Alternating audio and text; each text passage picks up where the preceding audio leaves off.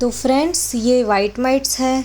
हम जब 2 साल पहले यहाँ मैंगलोर में शिफ्ट हुए थे, जहाँ पे ह्यूमिडिटी है, जहाँ पे ह्यूमिडिटी ज़्यादा होती है वहाँ पे ये होते हैं।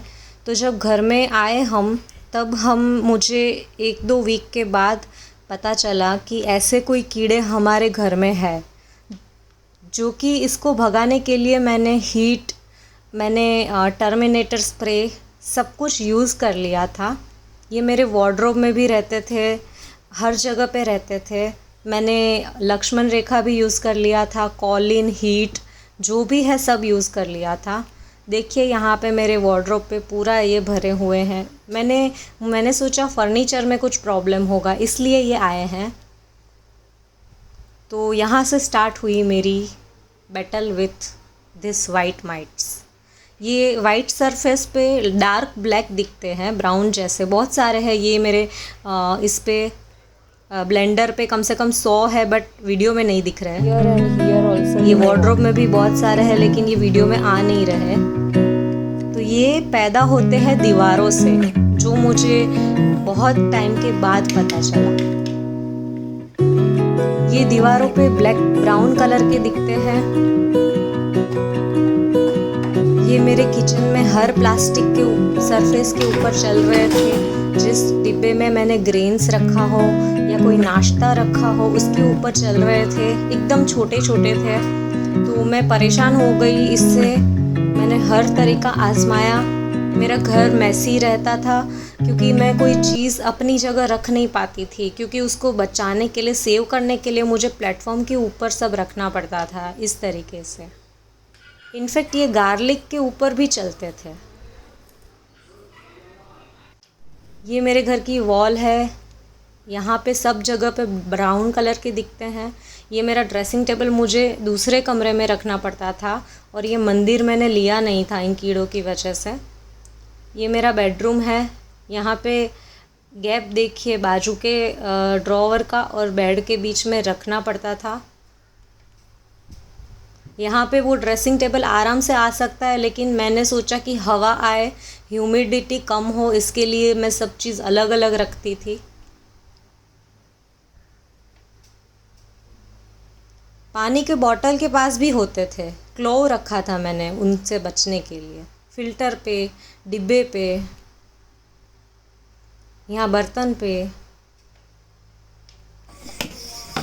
कैंडल्स के ऊपर भी रखे। ये मेरे मसाले के डब्बे मैंने धूप में सुखाए थे। घर में रखे बॉक्स भी मैंने धूप में सुखाती थी। उसके बाद कोई पेस्ट कंट्रोल वाले से कांटेक्ट करके ये दवा लाई मैं। उन्होंने बोला ये दवाई छिड़किए, इससे चला जाएगा। उन्होंने वीडियो भी मांगा था मुझसे कि आपके कीड़ों के वीडियो भेजो। उस हिसाब से उन्होंने ये दवा मुझे इंसिस्ट किया। तो मैं ये दवा लाई थी। ये ऑलमोस्ट दवा जैसा ही होता है।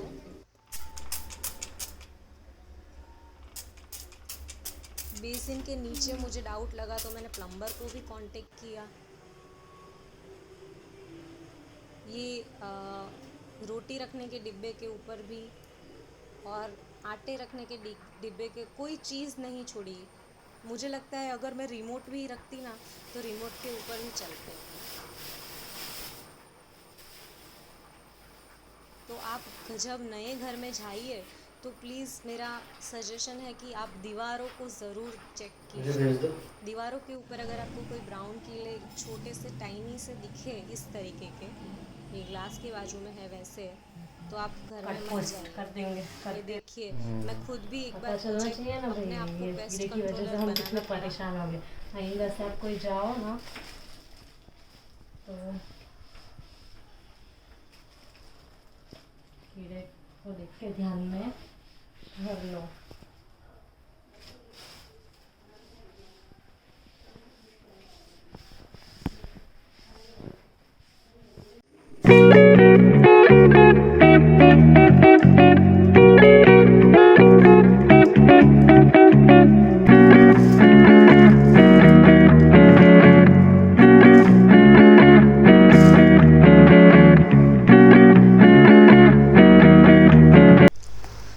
तो ये थी मेरी बैटल वाइट माइट्स के साथ। इसको कहते हैं वाइट बग्स। ये डस्ट के कीड़े भी बोल सकते हैं, डस्ट माइट या डस्ट बग्स करके बोलते हैं।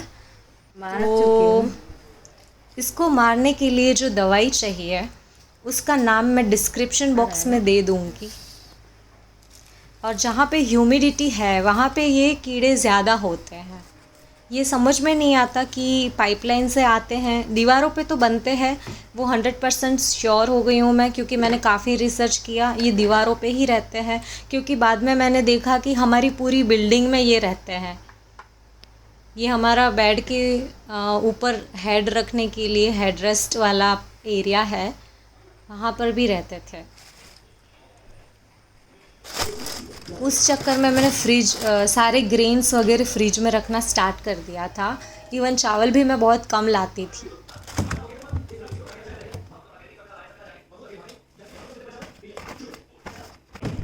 इसमें अरेंज करने के लिए अभी मुझे वेजिटेबल्स अरेंज करके इतने में वेजिटेबल्स रखेंगे ताकि मुझे दिखे, और ये सब जो बाहर ख़राब हो जाती है ना वो चीज़ें हैं। ठीक है, यहाँ पे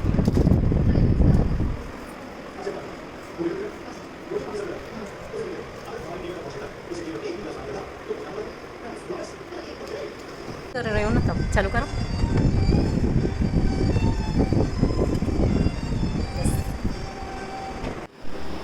और फाइनली मैंने पेस्ट कंट्रोल करवाया, बट इनके जाने के बाद सारे कीड़े वापस आ गए अनफॉर्चुनेटली।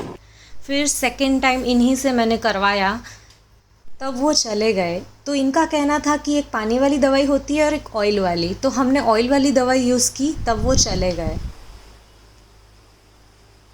फ्रेंड्स, ये दवाई छिड़कवाने के बाद भी कम्प्लीटली नहीं पोंछना है, सूखे कपड़े से पोंछना है ताकि थोड़ा थोड़ा दवाई अंदर रहे, कम्प्लीटली इवोपोरेट होने देना है। और ये इस दवाई से कम्प्लीटली नहीं जाते, 1 साल के बाद वापस ये ट्रीटमेंट करवानी पड़ती है। बट फ्यूमिगेशन एक ऐसा सॉल्यूशन है जिससे हमेशा के लिए चले जाते हैं, बट वो रिस्की होता है हेल्थ के लिए। हालांकि ये दवाई भी रिस्की होती है स्किन के लिए, बट ये एक बार चलता है। But fumigation is very risky for neighbour also. तो ये थी मेरी वाइट माइट्स के साथ बैटल्स एंड स्ट्रगल।